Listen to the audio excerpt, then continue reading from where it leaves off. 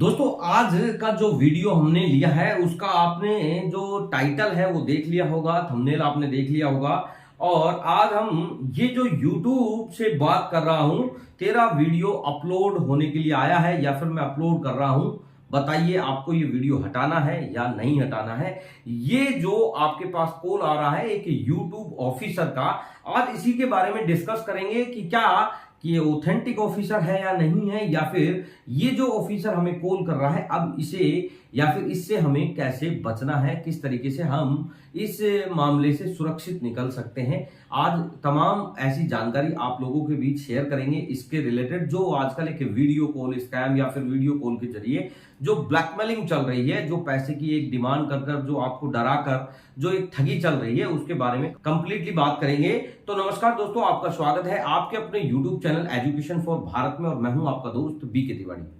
दोस्तों जिस स्कैम की हम बात कर रहे हैं इसमें आपका एक न्यूड वीडियो बनाकर या फिर आपका एक अश्लील वीडियो बनाकर आपको जो ब्लैकमेलिंग की जा रही है, आपसे पैसे की डिमांड की जा रही है, उसमें एक स्रोत है यूट्यूब का एक ऑफिसर बनकर आपको कॉल करता है और वो आपसे एक पैसे की डिमांड करता है इस एवज में कि आपका जो वीडियो है वो हमारे पास आया है और हम उसे सोशल मीडिया पर अपलोड कर रहे हैं या फिर यूट्यूब पे अपलोड कर रहे हैं, तो आप इस वीडियो को हमारे यहाँ से रिमूव करा सकते हैं। और इस रिमूव कराने की एवज में वो आपसे एक पैसे की डिमांड करता है। अब वो पैसे की डिमांड दो तरीके से हो सकती है, या तो आपको ये बोल दे कि आप इसमें एज ए रिश्वत के तौर पर दे सकते हो, या फिर आपसे वो बात कर सकता है कि इसमें आप मुझे जो पैसे दोगे वो एक फीस के जरिए होंगे, यानी कि हमारा एक सिस्टम है, हमारी एक फीस है। इसमें जैसे कई ऐसे भी एग्जांपल हमारे सामने आए कि वो जैसे 11,000 रुपए की डिमांड करेंगे और 11,000 में आपको बताएंगे कि भाई आप एक काम करो, 11,000 रुपए हमें दो, उसमें 500 रुपए हमारी फीस है वो कट जाएगी और 10,500 रुपए आपके रिफंड हो जाएंगे। यानी कि ये चीज समझे कि वो अगर हमसे 500 रुपए लेने चाहता है और हमसे 500 रुपए लेने के लिए ही अगर वो ये सारा सिस्टम कर रहा है, तो उसे 10,500 रुपए एक्स्ट्रा हमारे से लेने की कोई जरूरत नहीं है।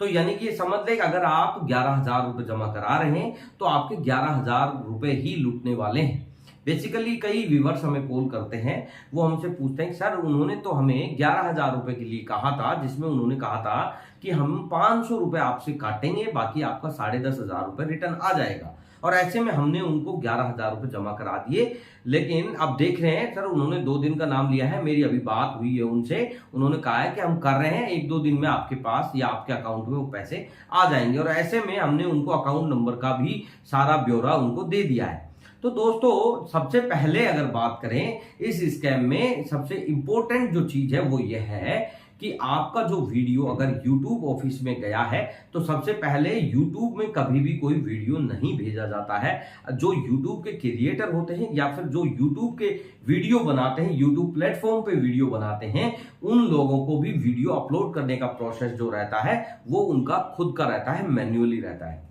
यानी कि YouTube में डायरेक्ट कोई वीडियो भेजकर YouTube की टीम के द्वारा उस वीडियो को अपलोड नहीं कराया जाता है। तो आपका जो ये दिमाग में जो डाउट था वो बिल्कुल क्लियर हो गया होगा कि YouTube का कर्मचारी आपको कभी भी फोन नहीं कर सकता। अब सबसे बड़ी इंपॉर्टेंट बात यह है कि YouTube से अगर हम लोग जो क्रिएटर हैं, अगर हम YouTube की टीम से अगर बात करना चाहें तो उसके लिए हमारे पास 2 ऑप्शन होते हैं, या तो YouTube चैट के जरिए होता है या फिर ईमेल के जरिए हम उनसे बातचीत करते हैं। यानी कि हमारी और उनकी जब कोई आपस में कम्युनिकेशन की कोई बात आती है तो उसके लिए हमारे पास पर्टिकुलर कोई मोबाइल नंबर की बात करें वो नहीं होती है, क्योंकि फॉरेन कंट्री की कंपनी है और उनका जो बात करने का प्रोसेस है वो या तो उनका ईमेल का जरिया है या फिर चैटिंग का जरिया है। क्योंकि YouTube पर वो सारी चीजें वहां पर एक एविडेंस के तौर पर वहां पर रिकॉर्डेड रहती है, इसलिए वो कभी भी कम्युनिकेशन स्किल में बातचीत या टेलीफोनी को कभी भी एक्सेप्ट नहीं करते हैं, उनका कोई भी पर्टिकुलर नंबर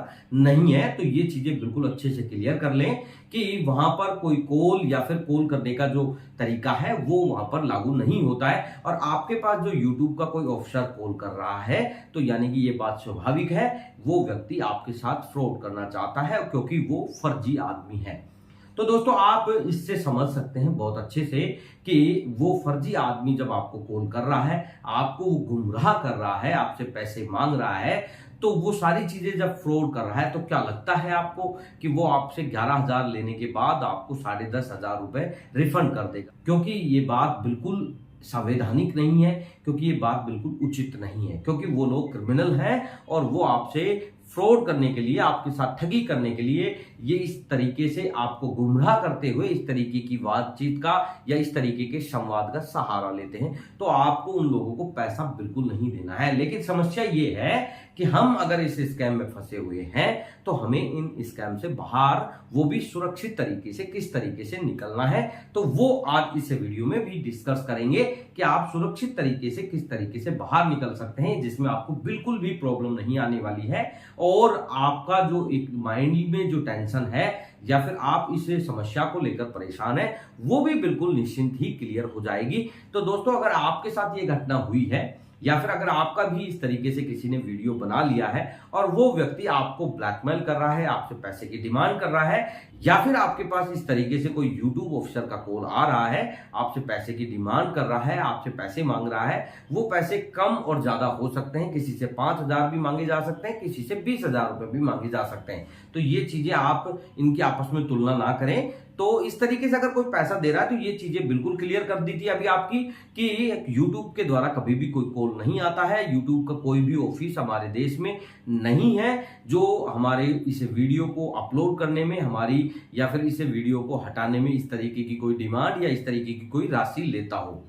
रही बात, अगर ये चीजें हमारी क्लियर हो चुकी है, हमें ये आइडेंटिफाई हो चुका है कि जो व्यक्ति कॉल कर रहा है वो फ्रॉड है, अब दो रहे तरीके इसके लिए, या तो आप उसके साथ कम्युनिकेशन स्किल को खराब करके उनसे बात कर सकते हैं, या फिर जो आपका एक बातचीत करने का जो तरीका है वो एक अच्छा तरीका भी हो सकता है। दोनों के बारे में डिस्कस करेंगे। अगर आप उनको गाली गलौज के सहारे या फिर आप उनको खुद धमकाते हैं या फिर आप पुलिस के जरिए उनको धमकी देते हैं या पुलिस स्टेशन में जाकर कंप्लेंट कराते हैं, वो व्यक्ति आपका पीछा छोड़ देगा, या फिर आप उसको प्रेम से यानी कि प्यार से किस तरीके से अगर बात करते हैं, अगर आप मेरे द्वारा बताई हुई बात को अगर फॉलो करते हैं तो आप 100% इस समस्या से बिल्कुल मुक्त हो सकते हैं। इसमें आपको क्या करना है, जब आपके पास YouTube का ऑफिसर कॉल करता है, आपको उससे कहना है कि भाई आप YouTube के ऑफिसर हो या फिर कोई भी हो, हालांकि आपके बारे में हम जानते हैं कि आप कौन हो, लेकिन हम आपके बीच में इस तरीके की कोई भी बातचीत का इसमें नहीं हवाला देंगे,